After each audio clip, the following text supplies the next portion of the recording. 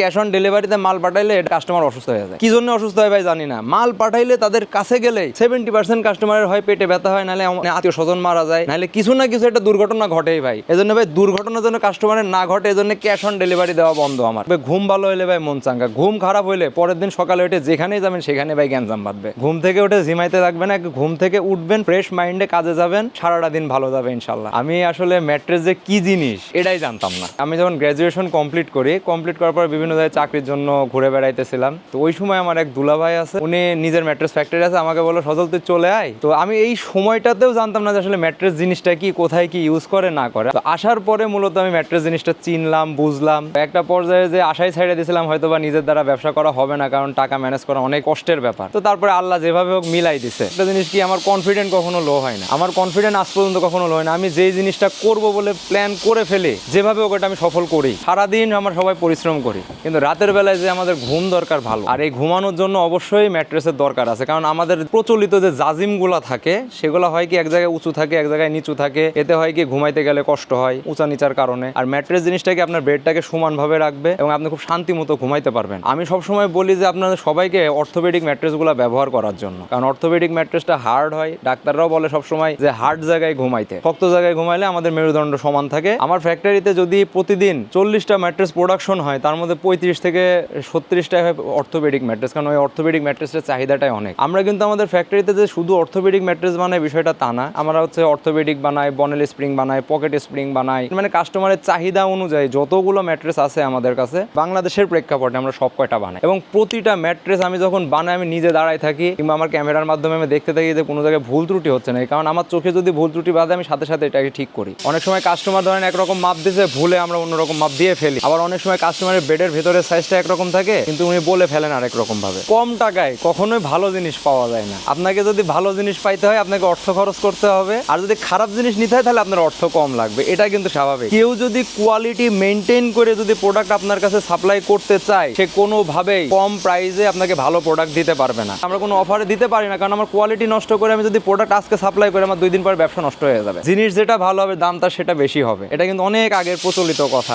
অনেকে আছে যাদের একটু লো বাজেট কিন্তু স্প্রিং এর ফিল নিতেছে, অনেকে থাকে না যে একটু মনের ইচ্ছা, তারা এই যে বাংলা বনেল স্প্রিং গুলা নেয়। সব ধরনের কোয়ালিটি এই জন্য আমরা রাখি, কিন্তু বেসিক্যালি যদি বাসায় রেগুলার ইউজের জন্য আপনারা ম্যাট্রেস কিনে থাকেন, আমরা অনুরোধ করব অর্থোপেডিক ম্যাট্রেসটা যেন আপনারা ব্যবহার করেন। আমাদের যে মা বোনেরা আছে এরা সবসময় বলে যে আমার নরম বিছানা দরকার, নরম বিছানা দরকার। ইনারা কিন্তু ম্যাক্সিমাম পকেট স্প্রিং এর বাইনাটা করে, কিন্তু নিয়ে যাওয়ার পরে হয় কি বাসায় যে দেখে বেডের উপরে হয়ে গেছে পাহাড় সমান উঁচা, এতে মানুষ উঠতে সমস্যা হয়। তারপরে একদিন শুবে পরের দিন সকালবেলায় ফোন করে বলে ভাই আমার হাত পা তো ব্যথা হয়ে গেছে। আরে পকেট স্প্রিংটা তো নরম জিনিস, এটা একদিন ব্যবহার করার জন্য জিনিস। হোটেলে যাচ্ছেন ইউজ করছেন, ব্যাস ওখানে থেমে যান। যখনই বাসায় নিয়ে এসে ইউজ করতেছেন 2 দিনের মধ্যে পুরো শরীর ব্যথা। দোষ হয় আমাদের যে ভাই কি মাল দিচ্ছেন আমাদের, এই সময় ব্যাক পেইনে পাগল হয়ে যাবেন। মানে বিছানার সাথে একটা শরীরের 100% সম্পর্ক আছে। আপনি যত হেলদি জায়গায় ঘুমাবেন আপনার স্বাস্থ্য তত ভালো থাকবে। আনহেলদি জায়গায় ঘুমাবেন আপনার শরীর নষ্ট হয়ে যাবে। তার মধ্যে সব থেকে আনহেলদি জিনিস হচ্ছে পকেট স্প্রিংটা। এটা এতটা নরম যেটা শরীরের জন্য না। একবারে ঘুম থেকে উঠে বসে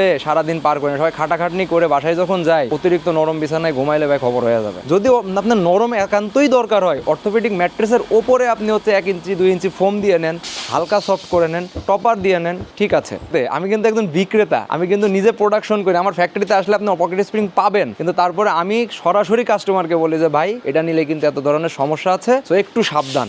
তারপরেও যে জেনে শুনে নেয় তাদের জন্য আমি ওয়েলকাম। আসলে নরম মানে আরাম না ভাই, নরম মানে ক্ষতি। কারণ আমি নিজেও ভুক্তভোগী। শখের বশত একটা পকেট স্প্রিং নিয়েছিলাম, ব্যাক পেইনে আজও ভুগি। 6 মাস ব্যবহার করছি। কিছুদিন আগে একটা কাস্টমার পাইছি, সে আমাকে ম্যাট্রেসের মাপ দিছে হচ্ছে 75 ইঞ্চি বাই 66 ইঞ্চি। সে আসলে মেজারমেন্টটা নিচে হচ্ছে যে 60 ইঞ্চির। আমাদের বাজারে যে ফিতাগুলা পাওয়া যায় না 60-এর পরে কিন্তু এতখানি গ্যাপ থাকে, সেই গ্যাপটা সে বাদ দেয় নাই। তাকে আমি ওভার ফোনে বলছি যে আপু আপনি হচ্ছে এই মাপটা যে দিছেন নিচের দিকে কিন্তু গ্যাপ আছে, ওইটা বাদে হচ্ছে আপনি মাপটা দিবেন, কিন্তু 1 থেকে 60 পর্যন্ত ধরবেন, তারপরে আবার টান দিবেন। বলে ভাই আমি ওইভাবেই দিছি। আমি চিন্তা করছি ভাই কাস্টমার আমার কাছে তো লক্ষ্মী, আমি সেইভাবে মাল পাঠাইছি। মাল দিয়ে দেখেছি লাম্বায় 3 ইঞ্চি ছোট, সাইডে 3 ইঞ্চি ছোট। এবার কাস্টমার আমার সাথে ইচ্ছা মতো চিল্লা পাল্লা শুরু করছে। চিল্লা পাল্লা করে বলে হ্যাঁ আমি মাপ ছোট দিছি। আমি আপু আপনি যেই মাপ দিচ্ছেন সেই মাপটাই আছে। বলছে না কোনোভাবে। সে তার লাস্টে বললাম যে আপু ভিডিও কলে আসেন, এসে মাপটা দেন। এবার সে মাপ দিছে, মাপ দিয়ে দেখে যে তার যে ফিতা অনুযায়ী তার 75 ইঞ্চি মিলে গেছে, 66 ইঞ্চি মিলে গেছে, কিন্তু তার খাটের ভিতরে ঢোকে না। কারণ আমার কাছে তো স্টিল টেপ 1 থেকে 78 পর্যন্ত একবারে টান দিতে পারি আমি। উনি তো 60-এর পরে গ্যাপটা বাদ দেওয়া না দেওয়ার কারণে অতখানি যে গ্যাপের সৃষ্টি হয়, এটার জন্য সে ভুল করে আমার সাথে অনেক চিল্লা পাল্লা করছে। তারপরেও এই জিনিসটাকে কনসিডার রিপেয়ার করে আমরা প্রোডাক্টটা যেহেতু কাছাকাছি ছিল প্রোডাক্টটা নিয়ে এসে আমরা ঠিক করে দিয়েছিলাম।